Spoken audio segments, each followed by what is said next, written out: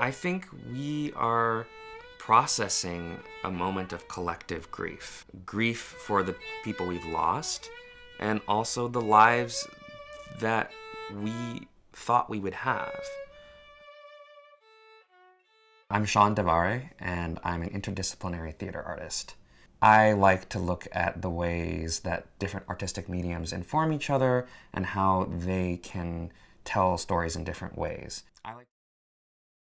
Collective grief.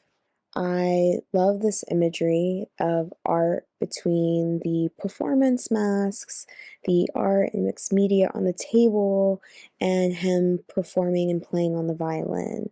The show must go on is a way to use the strength of creativity, utilizing the tools we have to remain idealistic in the pandemic while also realizing the importance of what we did have on that stage, that connectivity, but also arising above that and still remaining strong with these skills and finding ways to go the extra mile in that realm.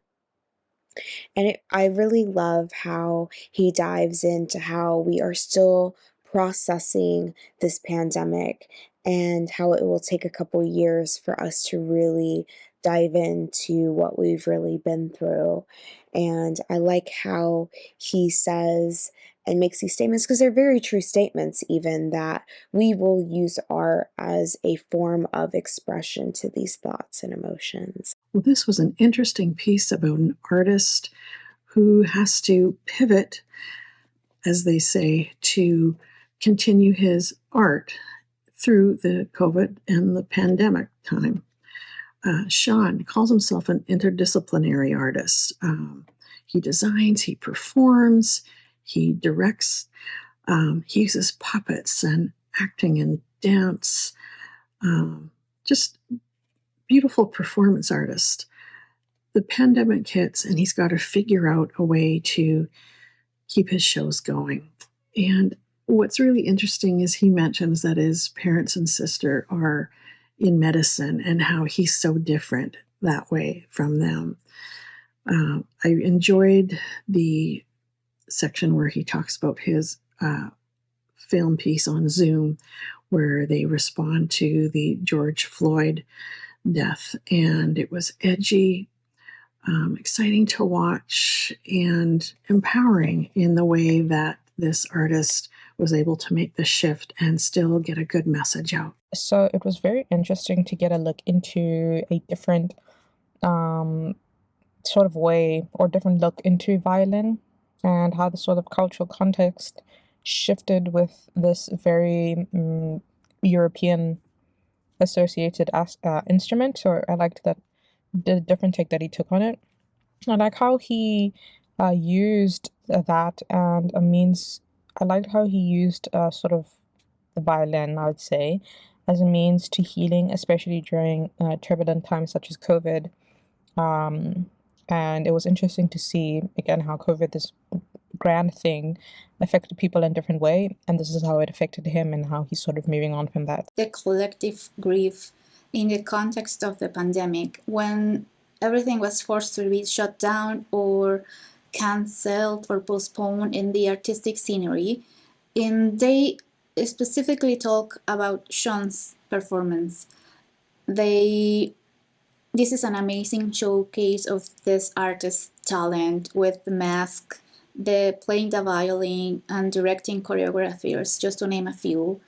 And it's just so interesting to hear about the Indian roots of the violin and his first violin performance, which he portrays as a way to heal and a way out of this whole pandemic pain and hurt. I love that he found a way to continue moving his art even when everything was shut down and he could not do his show. He could not go and do what he wanted to do in his heart. He still found ways to move on and take what was happening in the current political sphere and use it towards his art. That way his performance as an actor, as an artist, was still moving on. That's inspirational that he found a light in the darkness. It's something that I think a lot of people didn't do, and he was able to do it, find the light in what was starting to be a very dark time with the pandemic and Black Lives Matter protests, with George Floyd being killed. He found a way to work that into who he was and into his act, and to become part of it, to be a light in the world as he asked for change and to show his art.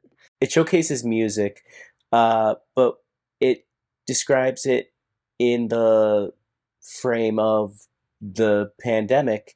And anytime I hear stories about the pandemic, it's always super interesting to me because I feel like everyone had such a different experience, yet such a similar experience at the same time. Or I feel like we all can relate to each other in these pandemic stories.